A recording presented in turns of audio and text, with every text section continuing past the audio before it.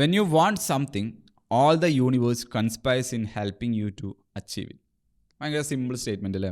നമുക്ക് എന്തെങ്കിലും ആണെന്നുണ്ടെങ്കിൽ ഈ ലോകം മൊത്തം നമ്മളെ കൂടെ നിൽക്കും അത് അച്ചീവ് ചെയ്യാൻ എന്നുള്ളത്. ഇപ്പോൾ നിങ്ങൾ സിനിമയിലൊക്കെ കേട്ടിട്ടുണ്ടാവും അത്. പക്ഷെ നമ്മൾ അതിനെക്കുറിച്ച് ശരിക്ക് ഡീപ്പായിട്ട് ചിന്തിച്ച് കഴിഞ്ഞാൽ അതിങ്ങനെയാണ് എനിക്ക് മനസ്സിലാവണത്.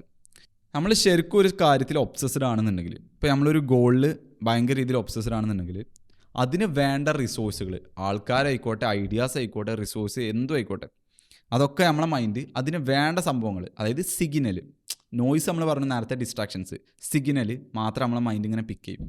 ഇപ്പോൾ എക്സാമ്പിൾ പറഞ്ഞുതരാം. ഇപ്പോൾ നമ്മളെ നൈക്കിൻ്റെ ഓണർ ഫിൽ നൈറ്റ് ജപ്പാനിക്ക് പോയപ്പോൾ, പണ്ട് ജപ്പാനിക്ക് പോയപ്പോൾ മൂപ്പരെ ഓട്ടോബയോഗ്രഫിയിലുള്ളതാണ്. അപ്പോൾ അവിടെ ഒനിറ്റ്സുക്കാനായിട്ടുള്ള മീറ്റിംഗ് ഉണ്ടായിരുന്നു. അപ്പോൾ ആ മീറ്റിങ്ങിൽ, അതായത് ഒരു ഷൂ കമ്പനി ഉണ്ടായിരുന്നു ജപ്പാനത്തെ, ഓലൊരു മീറ്റിങ്ങിൽ ഓലൊരു ഷൂ ഉണ്ട്. ആ ഒരു ഷൂവിന് കുറച്ച് കുഷൻ ടൈപ്പ് ഉണ്ട്. അപ്പോൾ അതിൻ്റെ ഉള്ളിലൊരു എയർ സക്ക് ചെയ്യുന്ന രീതിയിലുള്ള ഒരു ഷേപ്പുള്ള സാധനമുണ്ട്. അപ്പോൾ ആ ഐഡിയ മൂപ്പർക്ക് എവിടെ നിന്ന് കിട്ടിയെന്ന് വെച്ചാൽ, ഈ ഒക്ടോപ്പസിൻ്റെ ഒക്കെ സുഷി കഴിക്കുമല്ലോ, അപ്പോൾ അങ്ങനത്തെ കഴിക്കുമ്പോൾ ഓലൊക്കെ ഒരു സക്ഷൻ കപ്പ് ഉണ്ടാവില്ല, ഒക്ടോപ്പസിൻ്റെ കൈമലൊക്കെ ഒരു കപ്പ് പോലൊരു സംഭവം, എയർ ഇങ്ങനെ സക്ക് ചെയ്തെടുക്കാനുള്ള. അപ്പോൾ ആ ഒരു ഇതിൽ മൂപ്പർക്ക് ആ ഐഡിയ കിട്ടിയത്. ഷൂവിൻ്റെ ഉള്ളിൽ അങ്ങനെ വെച്ച് കഴിഞ്ഞാൽ കുറച്ചുകൂടി റണ്ണേഴ്സിനൊക്കെ കുറച്ചുകൂടി കംഫർട്ടബിൾ ആയിക്കാണ്ട് ഓടാൻ പറ്റുന്നുള്ള രീതിയിൽ അവിടെ ഒരു കുഷൻ ഉണ്ടാവും, എയർ ഇങ്ങനെ അങ്ങോട്ടും ഇങ്ങോട്ടും ആവണം.